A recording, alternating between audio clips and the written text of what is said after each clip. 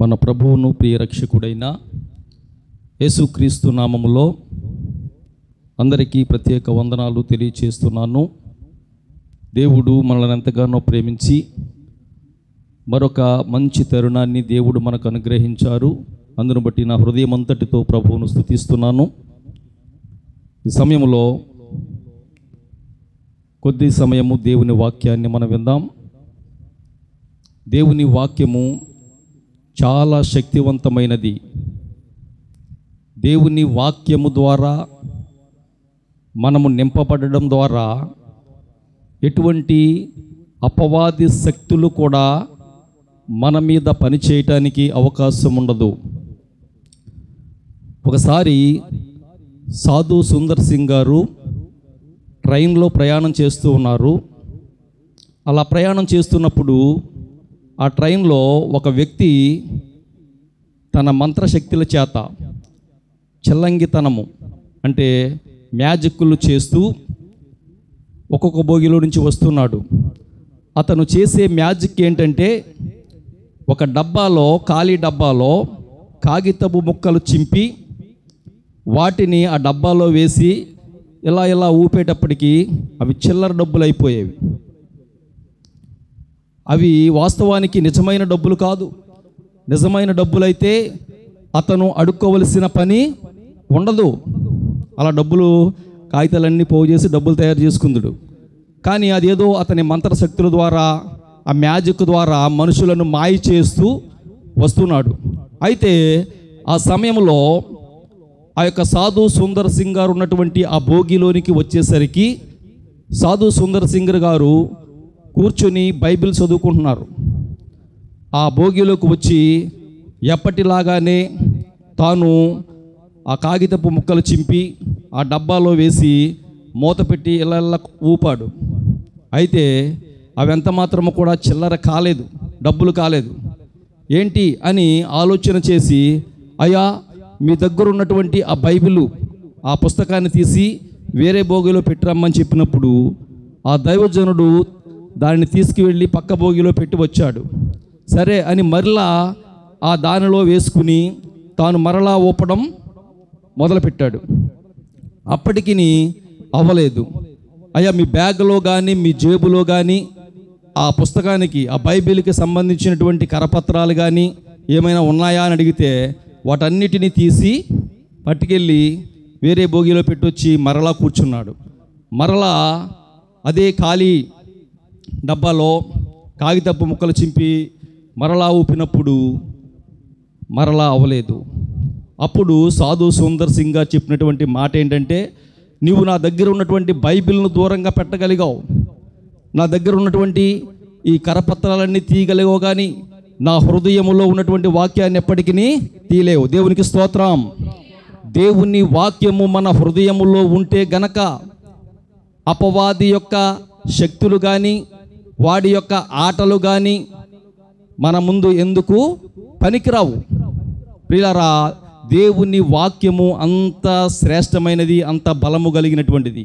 ఆ వాక్యాన్ని వినేటప్పుడు మనము చాలా శ్రద్ధ కలిగి ఆశతో విన్నట్లయితే గనక దేవుడు మనతో మాట్లాడడానికి ఇష్టపడతాడు. మంచిది. ఈ సమయంలో దేవుని వాక్యంలోనికి వెళదాం. పరిశుద్ధ గ్రంథములో నుండి రాజులు మొదటి గ్రంథము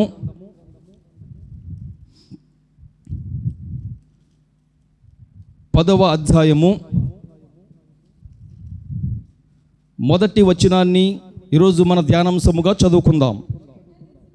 షేబా దేశపు రాణి యెహోవా నామమును గూర్చియు సొలొమోనునకు కలిగిన కీర్తిని గూర్చియు విని గూఢార్థము గల మాటల చేత అతనిని శోధించుటకై వచ్చెను. దేవుడు తన పరిశుద్ధ వాక్యమును మనందరి వినికిడిలో దీవించునుగాక. ఆమేన్. పరిశుద్ధుడైన మా తండ్రి, ప్రేమ కలిగిన ప్రభువా, మీకు వందనాలు, స్తుతులు, స్తోత్రములు చెల్లిస్తూ ఉన్నాం. ఇంతవరకు నీ కృపచేత మమ్మలను కాపాడి మమ్మలను బలపరిచి మీరు మాకు అనుగ్రహించినటువంటి ఈ క్షేమాన్ని బట్టి నీకు కృతజ్ఞతాస్తుతులు చెల్లిస్తున్నాం ప్రభువా. ఈ దిన ఆరాధన కార్యక్రమం అంతటిలో మీరు తోడై ఉన్నారు. పాటల ద్వారా మీరు మహిమ తెచ్చుకున్నారు. మా స్తుతులపై మీరు ఆసీనుడిగా ఉన్నందుకే నీకు వందనాలు తండ్రి. ఈ సమయంలో చేరువచ్చిన బిడ్డలందరినీ, ఈ వాక్యాన్ని వింటున్న ప్రతి ఒక్కరిని కూడా మీరు జ్ఞాపకం చేసుకోండి ప్రభువా. ఎవరికి ఏ మాటలు అవసరమై ఉన్నవో సమస్తము ఎరిగినటువంటి దేవుడు నాయన ప్రభువా. ప్రతి ఒక్కరితో మీరు మాట్లాడండి నాయన. ప్రతి ఒక్కరిని మీరు దర్శించండి ప్రభువా. నీ మాటల చేత బలపరచండి నాయన. ప్రతి ఒక్కరూ ఎటువంటి అనాలోచన లేకుండా నీ వైపు చూస్తూ నీ మాటలు విని నీ మాటల ద్వారా నా ప్రభువా బలపరచబడి వెళ్ళడానికి తగిన సహాయము దయచేయమని, అపవాదిని వాడి క్రియలను లయపరచుమని యేసు నామములో అడిగి వేడుకొనుచున్నాము తండ్రి. ఆమేన్.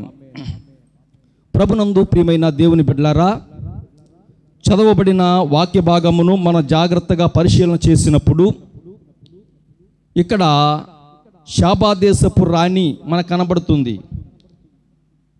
ఆ షాబా దేశానికి రాణి అయినటువంటి ఆమె పేరు బైబిల్ గ్రంథంలో వ్రాయబడినప్పటికీ చరిత్ర చెప్పేది ఏంటంటే ఆమె పేరు బిల్కీష్. బిల్కీష్ అనే ఆ షాబా దేశపు రాణి యెహోవా నామమును గూర్చియు, అంటే దేవుని నామమును గూర్చి విన్నది మొదటగా. ఆ దేవుడే ఆ యొక్క సొలొమోనును జ్ఞానము చేత నింపాడని, సొలొమోనుకు అన్నీ ఇచ్చాడని ఆమె విని మొదటగా యెహోవా నామమును గూర్చియు సొలొమోనునకు కలిగిన కీర్తిని గూర్చియు విని, సొలొమోనుకు కలిగినటువంటి కీర్తి, ఆ గొప్పతనాన్ని, ఆ జ్ఞానాన్ని గూర్చి సమస్తము ఆమె విని గూఢార్థముల గల మాటల చేత అతనిని శోధించుటకై, అంటే చిక్కు ప్రశ్నల చేత, అంటే ఎంత జ్ఞానవంతుడని చెప్తున్నారు కదా, అతనిని ఏదో విధముగా చిక్కు ప్రశ్నలు వేసి అతనిని శోధించాలి, పరిశీలించాలి అని ఆయన దగ్గరకు ఆ షేబా దేశము నుండి రావడం జరిగింది. ఆమె వస్తున్నప్పుడు చాలా వివిధమైనటువంటి వస్తువులు తీసుకొచ్చింది. ఆమె గొప్ప పరివారముతో గంధవర్గమును, విస్తారమైన బంగారమును, రత్నములను ఒంటెల మీద ఎక్కించుకుని యెరూషలేమునకు వచ్చెను. సొలొమోనును దర్శించింది. తర్వాత మరి ఆమెను అక్కడ కొన్ని ప్రశ్నలు వేయడం జరిగింది. సొలొమోను గారిని కొన్ని ప్రశ్నలు వేసినప్పుడు వాటన్నిటికీ కూడా, ఆమె వేసిన ప్రశ్నలన్నిటికీ సొలొమోను ప్రత్యుత్తరము చెప్పెను. చక్కగా జవాబు చెప్పాడు. ఆమె ఆ విన్న వాటన్నిటిని బట్టి ఆమె చివరిగా చెప్పే మాట ఏంటంటే, నేను మీ కొరకు విన్నది తక్కువే, మీ దగ్గరకు వచ్చి చూసినప్పుడు నేను విన్నదానికంటే చాలా మీరు గొప్పవారని నేను తెలుసుకున్నాను అని చెప్పడం మనం వింటాం. ప్రియులారా, జాగ్రత్తగా ఇక్కడ పరిశీలన చేయాలా. షాబా దేశపు రాణి సొలొమోను గారి యొద్దకు ఎందుకు వచ్చిందంటే, అతడు గొప్ప కీర్తి కలిగినటువంటి వాడని, గొప్ప జ్ఞానము కలిగినటువంటి వాడని, గొప్ప సంపద కలిగినటువంటి వాడని, గొప్ప పేరు పొందినటువంటి రాజు అని ఆమె తెలుసుకుని వచ్చింది. ఇప్పట్లో కూడా మరి మన మంత్రులు ఇతర దేశాలకు వెళ్ళి వారి మంత్రులను కలుస్తూ ఉంటారు. అంటే వారి పరిపాలన విధానాలని, వారు చేస్తున్నటువంటి పద్ధతులని అన్నీ తెలుసుకోవడానికి ఒక్కొక్కసారి దర్శిస్తూ ఉంటారు. ఇప్పటికీ ఉంది ఆ పద్ధతి. అలాగే అప్పుడు కూడా ఆమె రావడం జరిగింది. అయితే మరి సొలొమోనును చాలా గొప్పవాడని అక్కడ పొగడము చూసాం. మంచిది. అయితే మనం మత్తయి సువార్తలోనికి వెళ్ళినట్లయితే, మత్తయి సువార్త 12వ అధ్యాయములో, మత్తయి సువార్త 12వ అధ్యాయము 42వ వచనం చదవండమ్మా. విమర్శ సమయమున దక్షిణ దేశపు రాణి ఈ తరము వారితో నిలబడి వారి మీద నేరస్థాపన చేయును. ఆమె సొలొమోను జ్ఞానము వినుటకు భూమి అంతముల నుండి వచ్చెను. ఇదిగో సొలొమోను కంటే గొప్పవాడు ఇక్కడ ఉన్నాడు.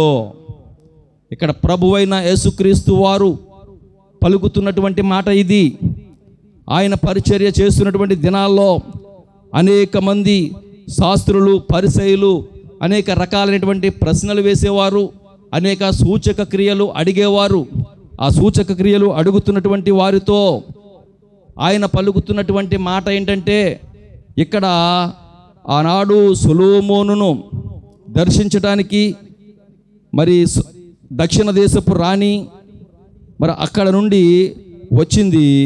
కానీ మీరు తెలుసుకోవాల్సింది ఏంటంటే, సొలొమోను కంటే గొప్పవాడు ఇక్కడ ఉన్నాడు. ఆయన ఎవరంటే ప్రభువైన యేసుక్రీస్తు వారు. ఈ దినము మనము ఆలోచన చేయవలసింది ఏంటంటే, బైబిల్ గ్రంథములో సొలొమోనును మహాజ్ఞాని అని అంటాం, అంతే కదండి, చాలా గొప్పవాడని. అయితే ఆయన కంటే గొప్పవాడు ఉన్నాడని యేసుక్రీస్తు వారు ఇక్కడ చెప్తున్నారు కదా.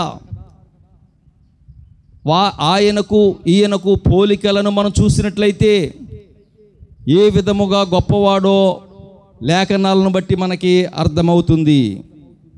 మొదటిగా సొలొమోనును గూర్చి ఆలోచన చేస్తే, ఆయన ఒక దేశానికి రాజు, అంతే కదండి, ఆయన ఒక దేశానికి రాజు. ఆ సొలొమోను కంటే గొప్పవాడు అని చెప్పినటువంటి ప్రభువైన యేసుక్రీస్తు వారిని గూర్చి ఆలోచన చేస్తే, ఆయన గూర్చి వ్రాయబడినటువంటి మాట ఏంటంటే, కీర్తనల గ్రంథము 47వ అధ్యాయములో 7వ వచనం, అంటే సొలొమోను కంటే గొప్పవాడు ఎందుకయ్యాడో మనం పరిశీలన చేయాలా. ఆయనకు ఈయనకు పోలికలను మనం చూసినట్లయితే కనుక ఎంత గొప్పవాడో మనకు అర్థమవుతుంది. సొలొమోను మహారాజు ఒక్క దేశానికి రాజు అయితే, ప్రభువైన యేసుక్రీస్తు వారు ఎంత గొప్పవాడో మనం చూడాలి. కీర్తన గ్రంథం 47వ అధ్యాయం 7వ వచనంలో, దేవుడు సర్వభూమికి రాజు అయి ఉన్నాడు. ఒకరికి, ఒక దేశానికి, రెండు దేశాలకి కాదండి, సర్వభూమికి, భూమి ఎక్కడైతే ఉందో ప్రపంచం అంతటికి కూడా ఆయన రాజు అయి ఉన్నాడు. ఎంత గొప్ప దేవుడు అండి ఆయన. సమస్తము చేసినవాడు ఆయనే, సమస్తము ఏలుతున్నటువంటి వాడు కూడా ఆయనే, సమస్తమునకు సర్వభూమికి ఆయనే రాజు అని దేవుని లేఖనము బహు తేటగా తెలియచేస్తుంది.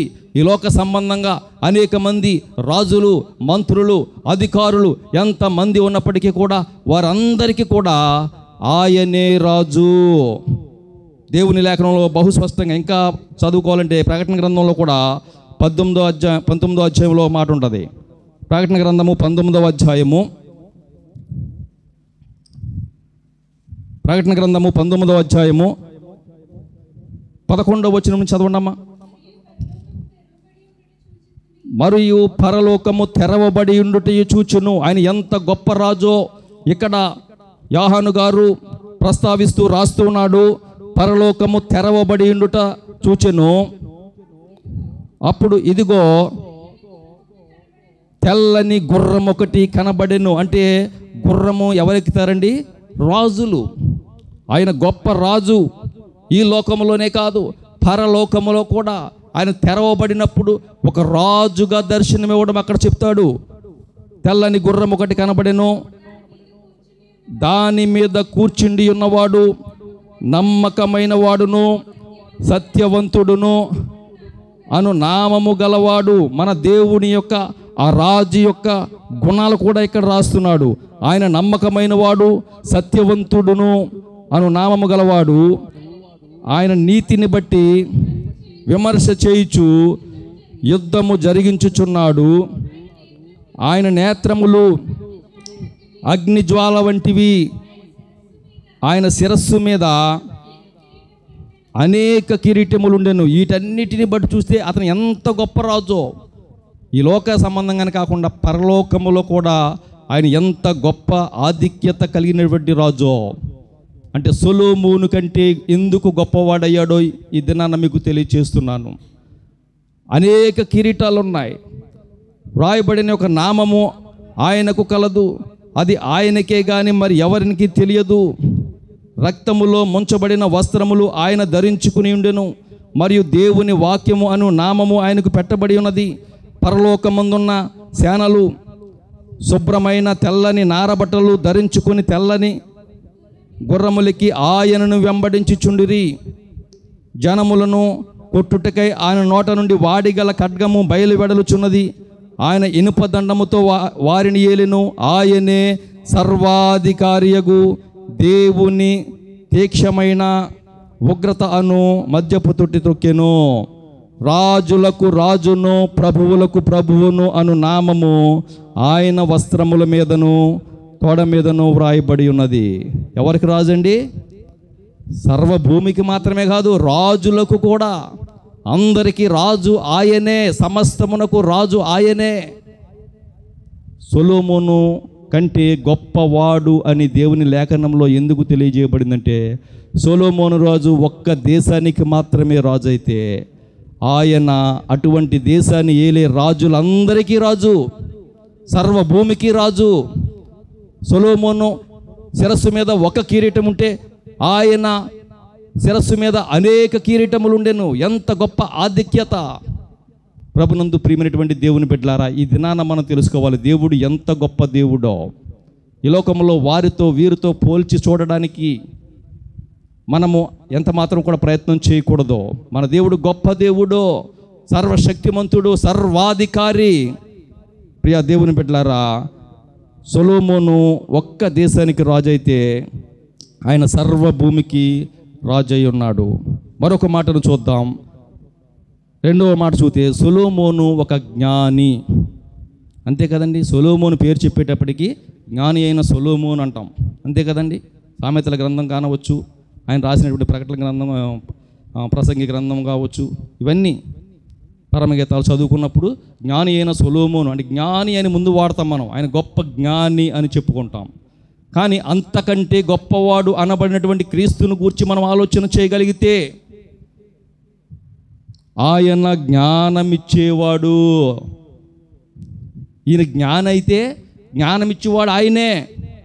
యాకోబు పత్రికలో చూడండి, యాకోబు పత్రిక 1వ అధ్యాయం 5వ వచనంలో, మీలో ఎవరికైనా జ్ఞానము కొదువుగా ఉన్న ఎడల, చదవండి ఒకసారి, ఎవరికైనాను జ్ఞానము కొదువుగా ఉన్న ఎడల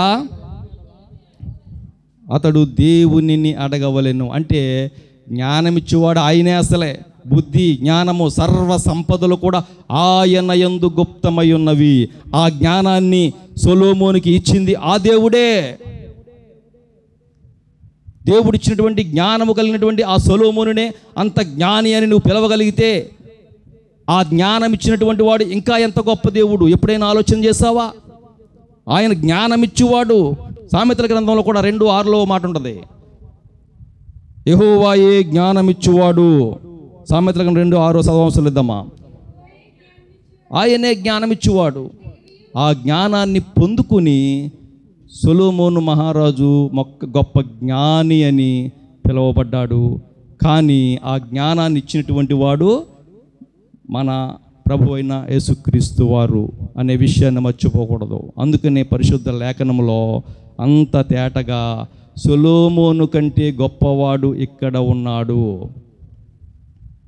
ప్రియులారా, 3వ విషయంలోనికి వెళదాం. సొలొమోను గారి కంటే ఎందుకు ప్రభు అయిన యేసుక్రీస్తు వారు గొప్పవారు అయ్యారంటే, ఒకటి, ఆయన ఒక దేశానికి రాజు అయితే ఈయన సర్వభూమికి రాజు, రాజులందరికీ రాజులకు రాజు.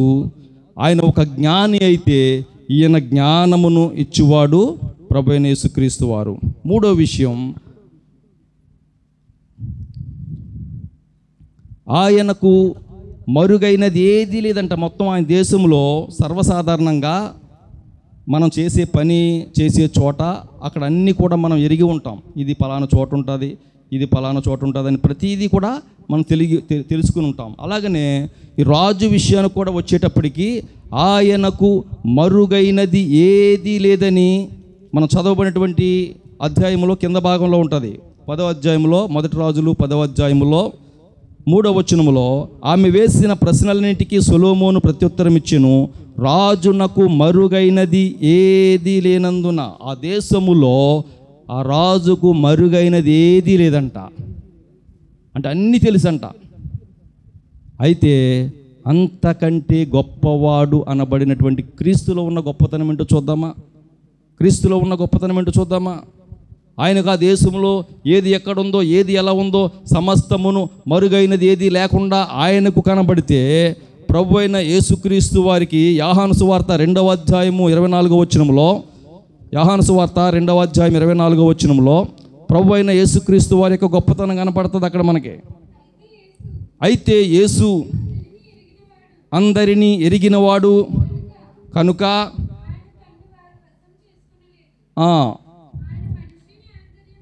ఆయన మనుష్యుని ఆంతర్యమును ఎరిగినవాడు. దేవునికి స్తోత్రం. సొలొమోను మహారాజు ఆయన దేశములో ప్రతిదీ ఆయనకి మరుగై ఉండలేదు, అన్నీ తెలుసు. కానీ అంతకంటే గొప్పవాడైనటువంటి ప్రభువు అయిన యేసుక్రీస్తు వారిలో ఉన్నటువంటి గొప్పతనం ఏంటంటే ఆయన మనుషులి ఆంతర్యములో ఉన్నది కూడా ఎరిగినటువంటి వాడు. ఇది ఎంత గొప్ప విషయం అండి. ఇప్పుడు ఒక మంత్రి ఉన్నాడు, ఆ మంత్రికి తాను చేసే దేశములో ఏది ఎక్కడ ఉన్నదో, ఏది ఏ ప్రాంతంలో ఉన్నదో అన్నీ తెలుసుకుంటాడు.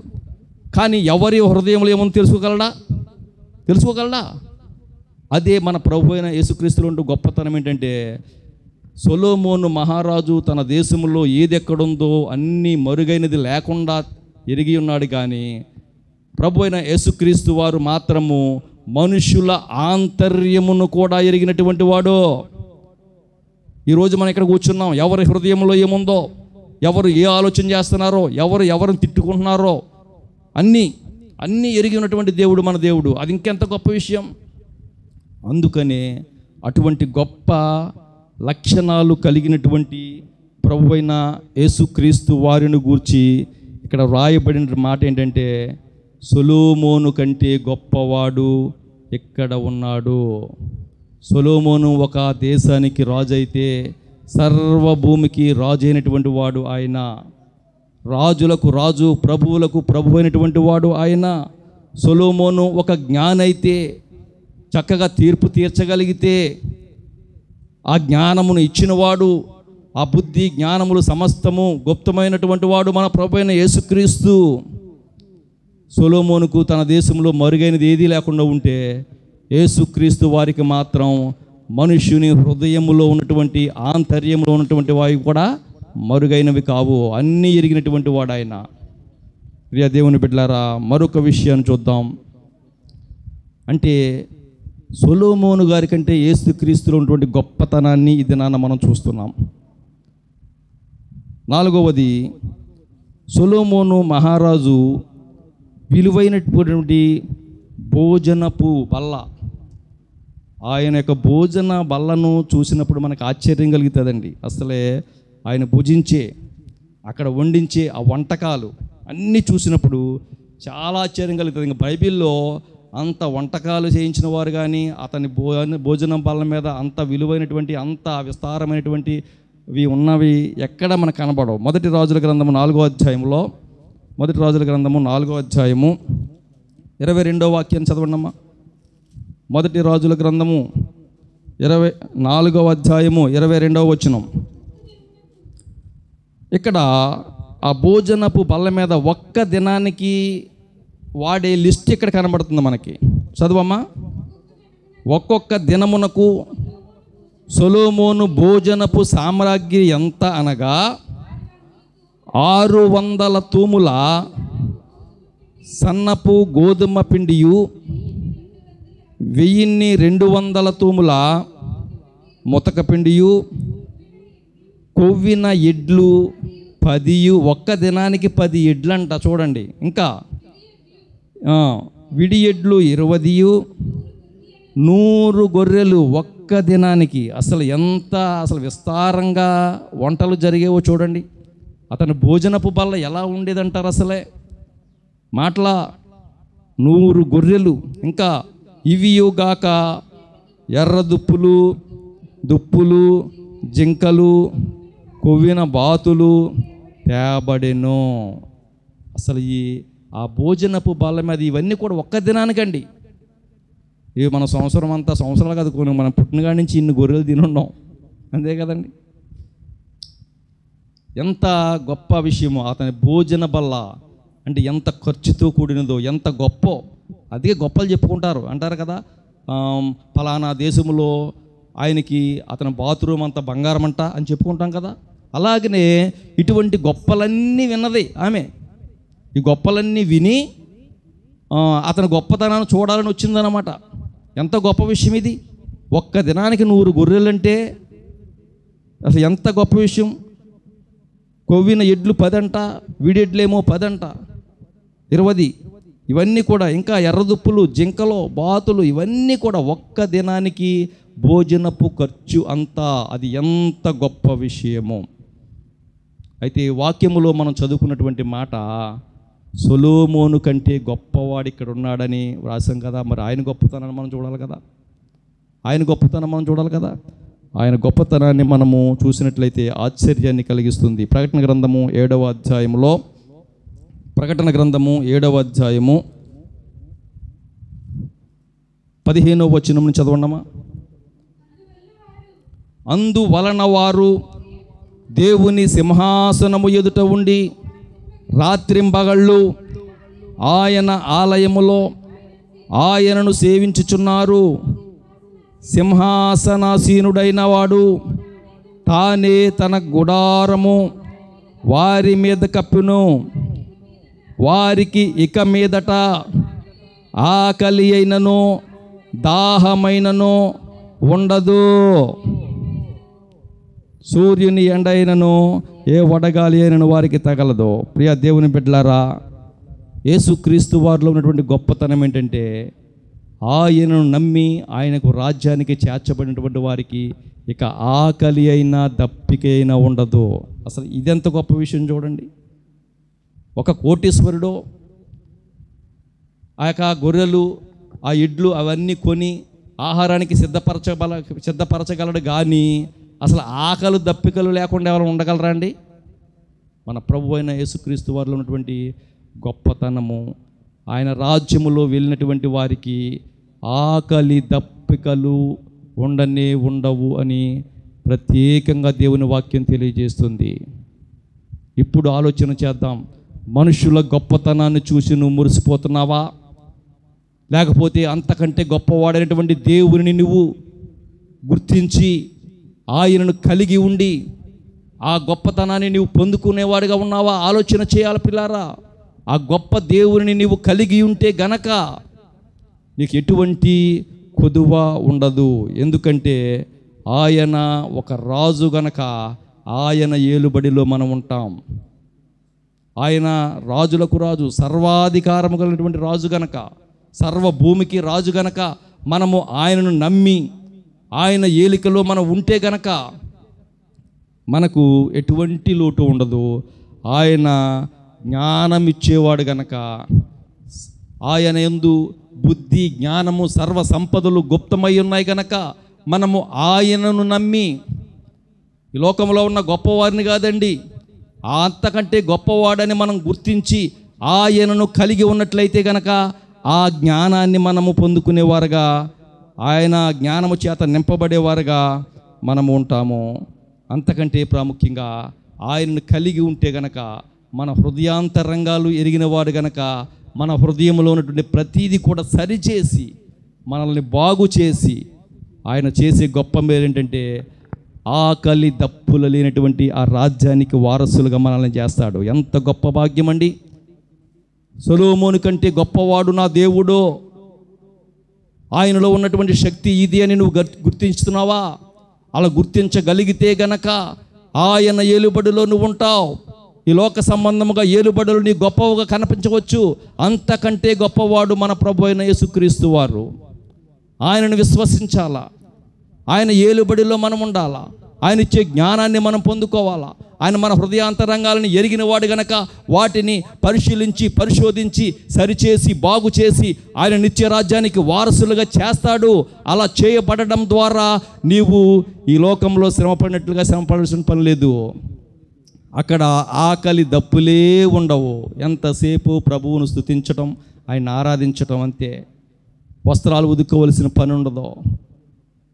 ప్రియ దేవుని బిడ్డలారా, అంత గొప్ప రాజ్యానికి మనము వారసులము కావాలి అంటే గనక మన దేవుడు గొప్ప దేవుడని విశ్వసించాలి.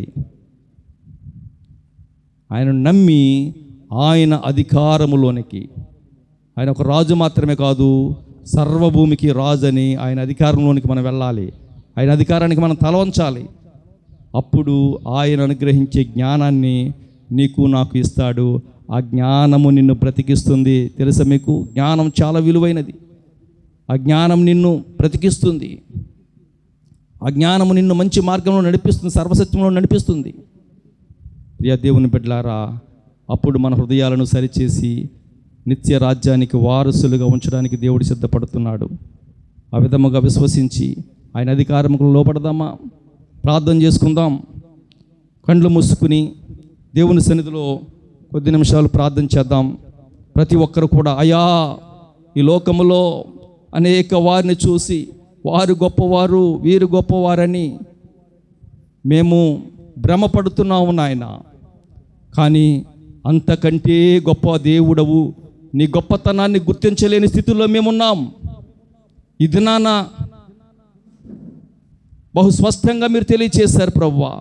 అవును నాయన, సొలొమోను మహాజ్ఞాని అని, గొప్ప రాజు అని ఆయన మేము చెప్పుకుంటూ ఉంటాం. కానీ అంతకంటే గొప్పవాడు మీరని మేము గుర్తించిన ఆయన నీ అధికారములోనికి రావడానికి తగిన సహాయం దయచేయండి. నీ గొప్పతనాన్ని బహు తేటగా తెలియచేశారు ప్రభువా.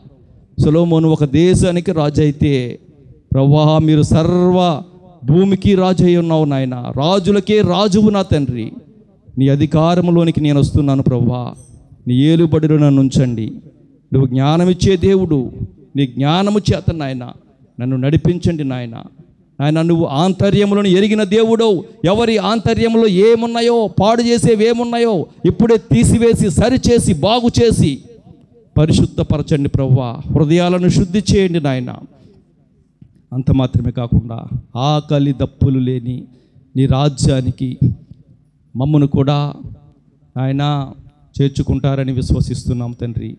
సహాయము చేయండి. నీ బిడ్డలుగా అంగీకరించండి నాయన. ఈ విధంగా ఎవరైతే పశ్చాత్తాపముతో ప్రార్థన చేస్తున్నారో, నిన్ను రాజుగా అంగీకరించి నీ ఏలుబడిలోకి వస్తున్నారో, ఇప్పుడే ప్రభువా వారిని మీరు చేర్చుకుంటారని యేసు నామములో అడిగి వేడుకొనుచున్నాం తండ్రి. ఆమేన్.